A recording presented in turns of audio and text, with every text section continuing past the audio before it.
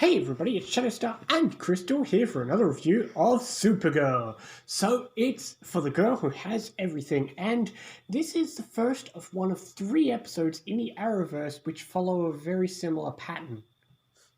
It's where a character gets to live in a world where everything's perfect. But they have to choose to take the life they've had despite all their tragedies. You'll see this 2 more times, one for each hero. But we'll get to that when we get to it. But onto this, yes, we had your typical Kara's locked in a dream world of her back on Krypton. Everything looks nice, everything's great. It's not even realistic to the way Krypton was, it's just her, because it's not her on Krypton, it's her perfect fantasy life. Which was before everything went wrong with Astra, as if life were perfect.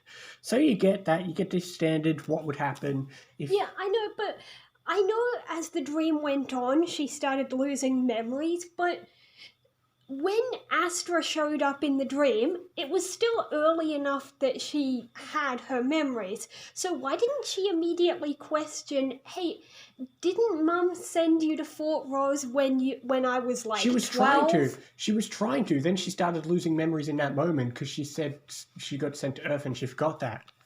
She started forgetting in that moment. But yeah, we get that whole, what would you do if you were trapped in your fantasy thing? You got to live with life, not the perfect life you want to have, all that standard stuff. I'm surprised she recognized Kal-el at that moment because she's never seen him at that age. Well, he was a baby, and then he was Superman. I assume the Black Mercy is giving her new memories because there's this one bit where they're talking about like Kara being with a guy, and clearly Kara wouldn't have had any memories of being with a guy. So obviously it's giving her new memories of what life would be like at that age. It's not like she just jumped from 13. I kind of assumed she met that guy in the day. They were talking about how she was in court. Maybe she had like a bring your kid to work day and she assisted her parents in court and met someone's son there. Whatever, this is the first time that Wynn and James visit the DEO and get more involved in the plot because like we've said, up until now, the 2 worlds and sets of characters have been very disconnected. Like, it's always just been Wynn and James in Catco, Alex and John at the DEO. Yeah, but John was all right with lowering the security for them because, you know, he cares about Kara as well and all that.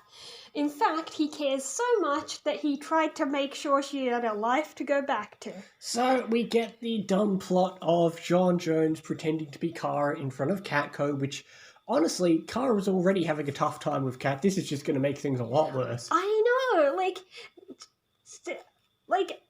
John didn't even bring up the fact that Kat called her Carla. Yeah. Not Kira, not Kara, Carla. Well, I remember what this is kind of leading up to with the whole Kat and Kara not getting along thing. But, oh well. It is what it is. It did have some both comedic moments as well as stupid moments from Jean. Yeah. But, oh well, what are you going to do? This episode was, for the first half, it was just kind of, oh right, your standard, what's she going to do in a dream? They're trying to fix her. But then, like, the last 10 minutes or so took a huge sharp turn. Because we learned that it was Astra and Non who put this thing on her. Well, more specifically Non, because Astra didn't know he was going to do that. And she actually helps and talks to Alex in a moment of peace. That's true. We get a good scene with Alex and Astra, which, you know, this episode builds up quite a bit of Astra since we hadn't seen her in a while, and obviously we've got to build her up, because if a character gets built up suddenly, you should start to feel nervous around them. Yeah, well, it's not really a spoiler, it happened in this episode. She dead. Yeah, so like I said, after Kara does get out, that's not the end of the episode. The episode takes a huge turn because, boy, does Kara get angry at Non. Like, it wasn't a huge, crazy fight scene, but that was a good fight scene for Kara. Yeah, because all her emotions go crazy because she just had her whole world ripped away from her again. I don't know why. I knew she was angry. I remember she got angry, but I couldn't remember what came after. I don't know why. You see the Black Mercy come off her and slide away. I thought Kara was just going to, like, heat vision or stamp on it out of anger, and no, she just lets that thing go. But then as soon as they find out about Non, she goes for it, and we get a great fight scene between her and Non, and we also get a great fight scene between Astra and Jean in his Martian form, which, again, it's great. I love seeing that. We need more of Jean in his Martian form. Yeah. So, yeah, that was... In the end, Alex is the one who kills Astra. Luckily, they call Kara and she gets a moment to say goodbye. But, and then John says that it was him that did it. So, of course, we're going to have a bunch of time of Alex being guilty and all that. We did have a little bit of a nice plot with, like, Wynn got to help out in the DEO and actually be useful, and Maxwell Lord was there. And it was a nice scene where everyone was kind of pitching in with Wynn and Maxwell Lord both getting to chime in, people who usually aren't in this type of situation. Yeah. I hope they at least gave Maxwell the Netflix he asked for. Because then he can watch Flash. Or was it Arrow? One of them is on Netflix, one is on Stan. Most of them have left Netflix at that point and they all moved to HBO Max. Anyway. Well, I know someone who is watching things are different in Australia and America, so who knows.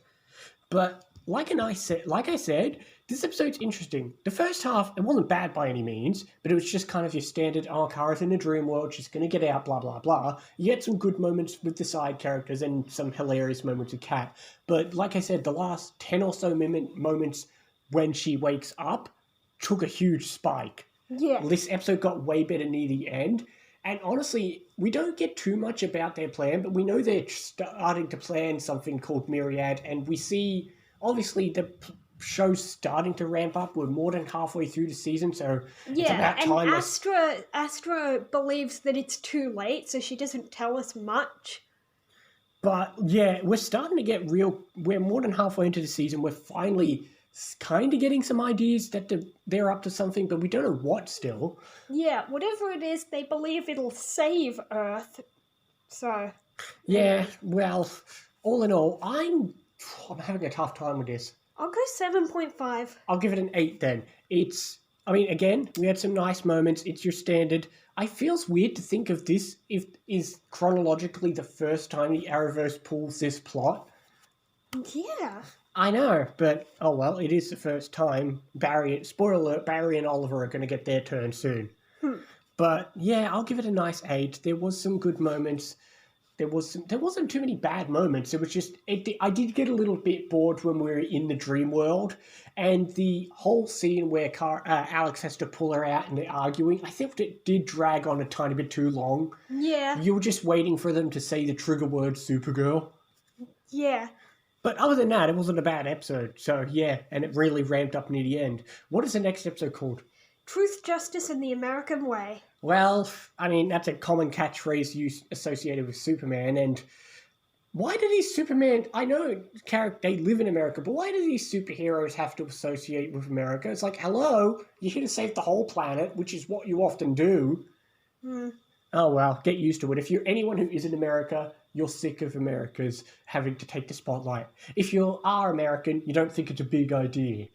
Yeah, they think they're the greatest country in the world. But enough about that. I actually have no clue what the next episode is about. They actually have used the line Truth, Justice, and the American Way, or something close to that.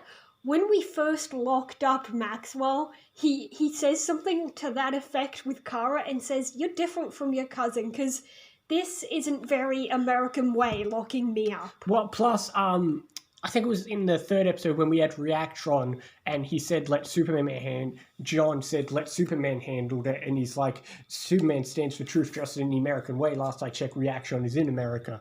But anyway, I legitimately have no idea what the next 2 episodes are about. I don't remember. But I know we're getting close to one of my favorite episodes of season 1. Actually, 2 of my favorite episodes. I have no idea what these next 2 episodes are. Maybe they're good, maybe they're bad. But after that, we get to some good episodes if I remember correctly. Anyway, enough about next episode. We'll see you next time for more Supergirl and other things as well. See you next time, guys. See you next time.